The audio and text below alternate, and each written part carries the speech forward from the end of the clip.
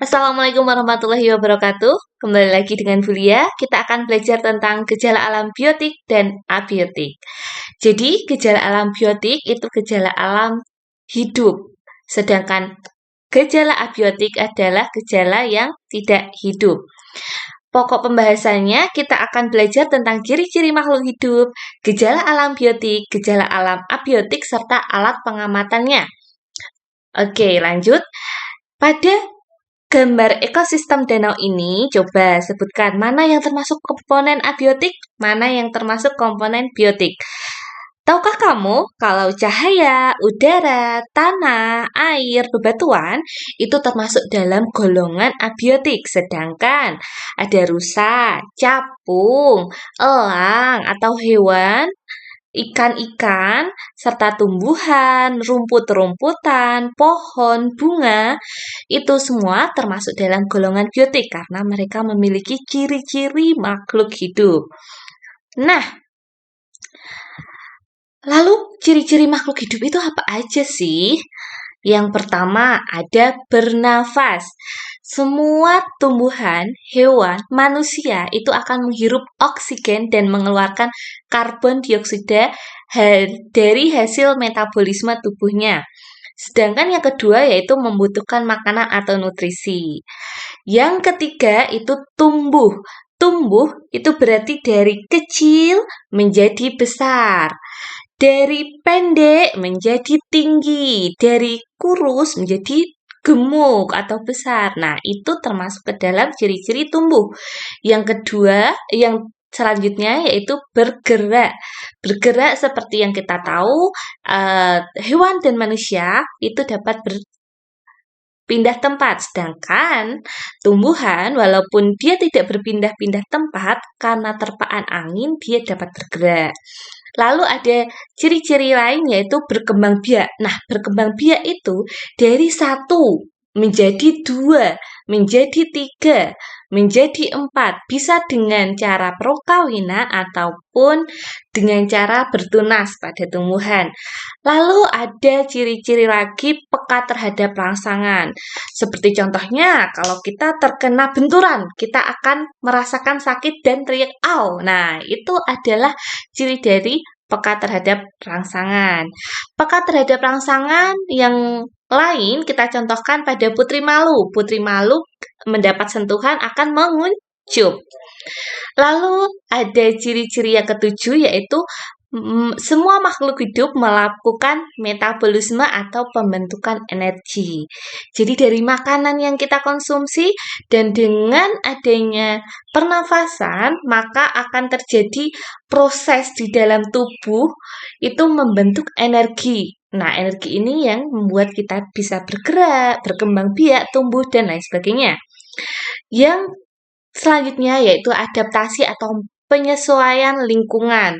Penyesuaian lingkungan di sini kita lihat dari hewan-hewan yang ada di dalam suhu rendah itu akan cenderung memiliki bulu yang tebal karena melindungi dirinya dari suhu yang ekstrim.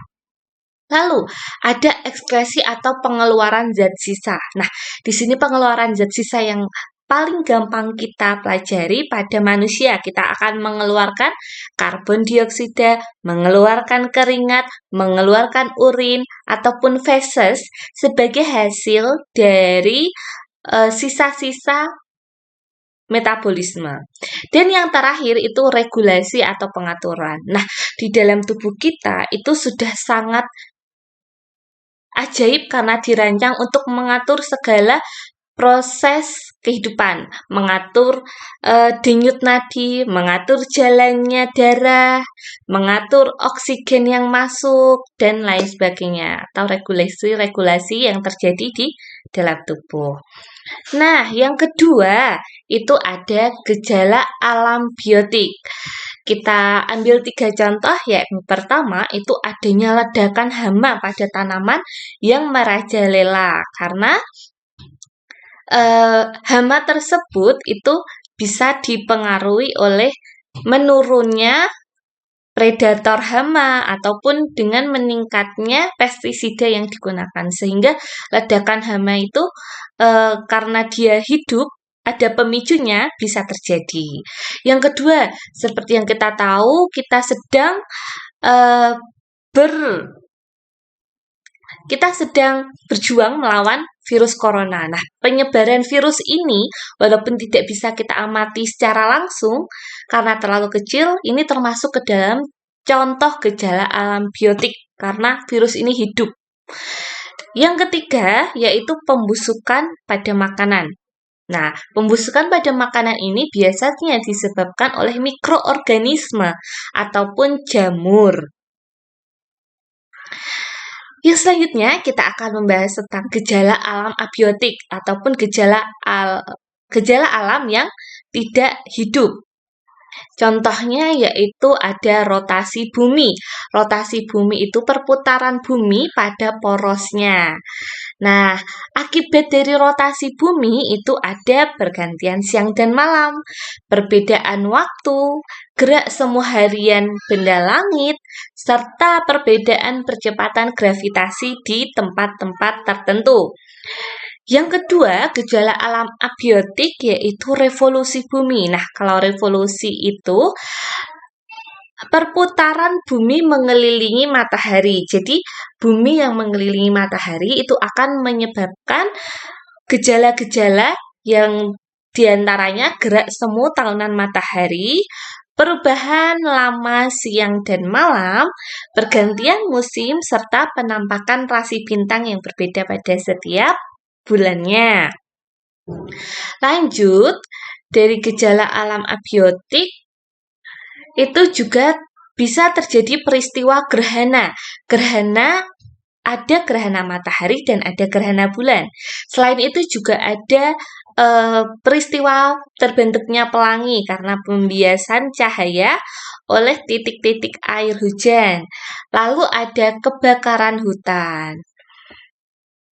Nah, sampai di part 4 kita akan membahas tentang alat-alat yang bisa kita gunakan untuk mengamati gejala alam, baik biotik maupun abiotik. Apa saja alat-alatnya? Yang pertama itu teropong untuk mengamati benda-benda yang jauh. Bisa teropong bintang, bisa teropong sederhana, dan lain-lain. Yang kedua yaitu kamera. Kamera bisa untuk melakukan dokumentasi dari benda-benda yang berbahaya seperti ada sekumpulan harimau. Kita akan mengambil sampel ataupun mempelajari bagaimana gerak-geriknya. Kita bisa menggunakan kamera untuk mengambil video ataupun gambar dari sekelompok harimau tersebut. Yang ketiga itu kita bisa menggunakan alat ukur. Nah, alat ukur di sini bisa meteran, bisa alat mikroskop, dan lain sebagainya. Yang keempat menggunakan barometer dan altimeter. Nah, lakukan proyek yuk. Yang pertama, foto fenomena lingkungan sekitar rumahmu. Lalu, klasifikasikan mana yang termasuk komponen biotik, mana yang ke dalam komponen abiotik. Lalu buatlah artikel tentang fenomena yang kamu temui di sekitar lingkungan. Mudah bukan?